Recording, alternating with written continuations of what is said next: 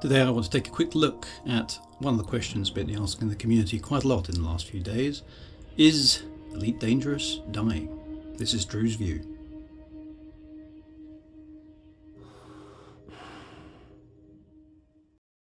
Elite as a franchise has been around since 1984, with sequel games arriving in 1993 and 1995. After that there was a sizable gap until 2014, when Elite Dangerous itself was released. This current iteration of the game has been through many changes and releases over the intervening years, with some releases being much admired by fans, but others often being derided. Many have cried doom over the years, and in fact, it's a popular pastime on the official forums to make a mockery of anyone who ventures such an opinion. Most of these are couched in terms of, "I don't like it, so it must be doomed," or variants thereof. Thus far, the doomsayers have been proven wrong. Of course, one day, the game will die simply because it's too old, or superseded by another game, or Frontier Development switches off the background servers. The question is better phrased as, is that imminent or not? There's also the small matter of what does dead and dying mean in this context. For example, I played Space Invaders last week, and I'm sure many others did too. So does that mean it's not dead? Not really. That game is clearly historic, and no longer under active development. A game may be played as a retro curiosity, or by a specialist and dedicated fanbase long after the original developers have moved on. For this analysis, dead is going to be taken as no longer under active development, and thus dying has to imply the game is heading in the direction of no longer under active development for various reasons. I've identified 5. Lack of available funds to develop the game. The game no longer being considered strategic. The cost of running the game infrastructure excessive when compared to revenue. A change in company vision, acquisition, IPO, or retirement of sponsors. Or player count dropping, so current revenue doesn't justify continued development. Let's take a look at these in order. Lack of available funds to develop the game. This one can be dismissed immediately. Frontier Developments as a business is in excellent health. Their EBITDA, which stands for earnings before interest, tax, depreciation and amortization, which is a common way for small to medium companies to compare their financial status, shows them to have made 31 million in 2020 against a revenue of 76 million. Compare that with 4.8 million EBITDA and a revenue of only 21 million in 2016. This is by no means a company in any imminent danger of any financial concern. Conclusion? Game isn't dying. Game no longer considered strategic. On the face of it, this one also seems rather unlikely.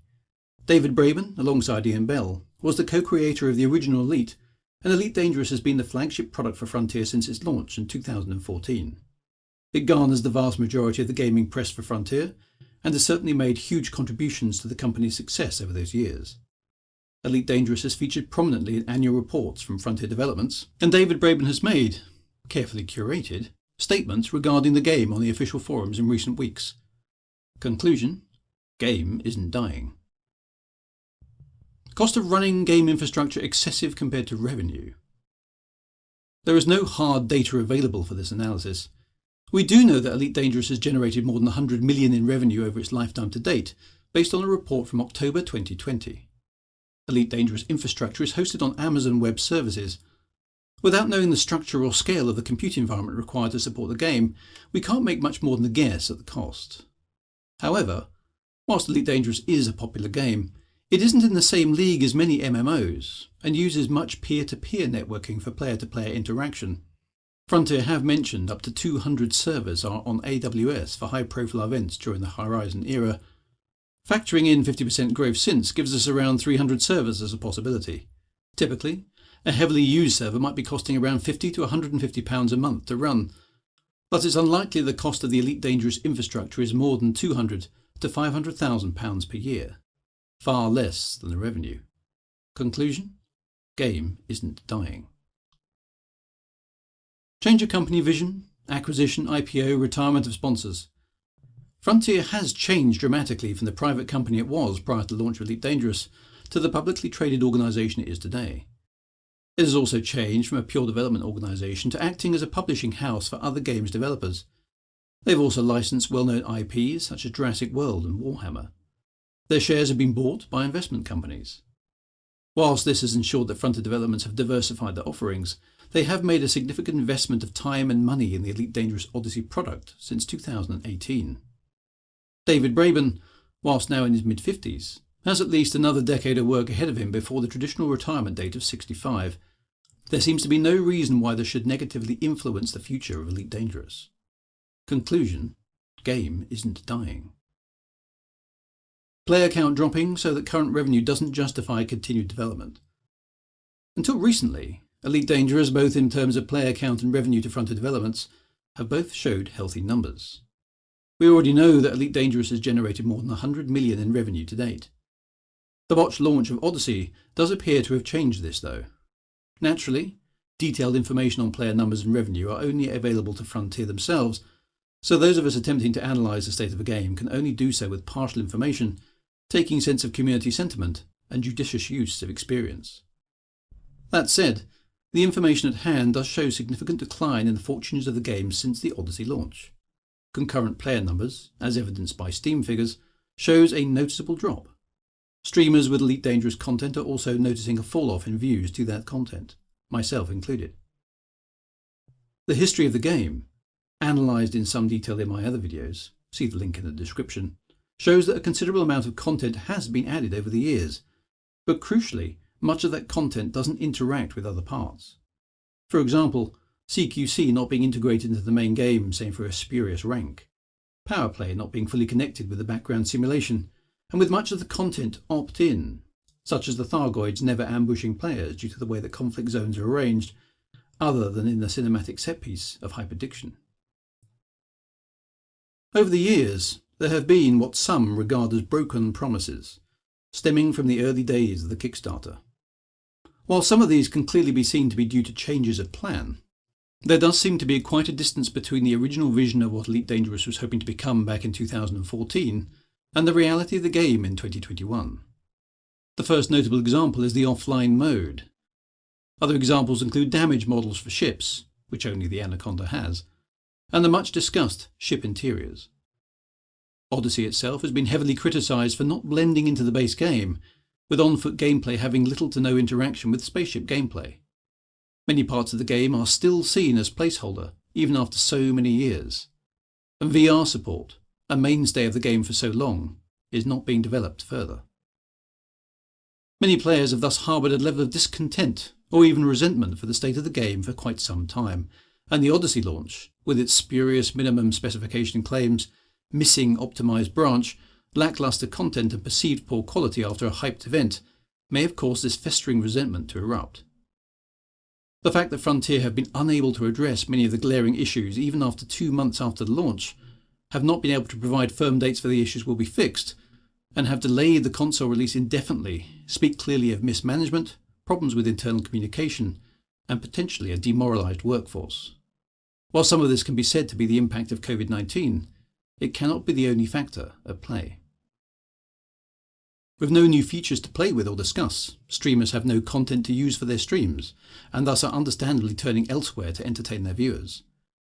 Players themselves will split along various lines, some enjoying the new content, some unable to play it due to the issues, and others simply not interested in the primarily first-person shooter gameplay that's been tacked onto their spaceship game.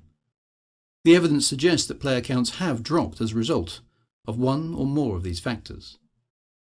Certainly management and investors have taken note of Elite Dangerous Odyssey's launch debacle and the mess ensuing from it. The Frontier Development share price is noticeably depressed. Frontier are clearly having to drastically replan the immediate future for the game, and thus longer-term plans are on hold until such time as the immediate problems are fixed. As such, it seems that Elite Dangerous will once again drop into a trough of player indifference for quite some time. Player numbers are likely to continue to gently slide away or remain at this low level until such time as Frontier makes significant progress in addressing the copious problems that afflict the Odyssey product. Once that is done, and only when some new content is teased, Thargoid on-foot combat gameplay is anticipated as the major draw, are player numbers likely to rise again. Yes, the game Elite Dangerous itself and the reputation of Frontier developments as a whole have taken a major and well-deserved battering due to poor communication, mismanagement and corporate indifference. But player numbers are not yet historically low, only down from peak levels. Conclusion? The game isn't dying. However, I will caveat this final conclusion with a warning. Player and streamer sentiment, rightly or wrongly, is at an all-time low, with many feeling deceived or even betrayed at Frontier's actions with regards to the Odyssey launch. This can clearly be seen in angst-driven posts on the forum, YouTube comments and Frontier's own need to remind people of no harassment policies. Moderation of the official forum has become fraught and piecemeal.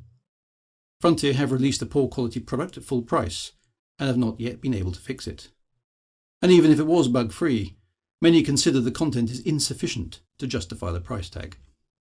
As such, Frontier have burnt through vast quantities of the goodwill of the player base in very short time.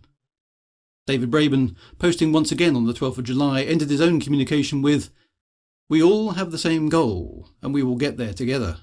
Please bear with us."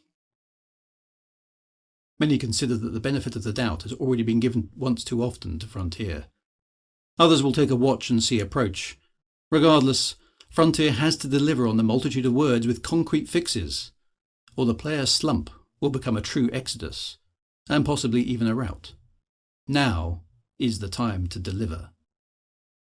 No, the game isn't dying. At least not yet. But it could.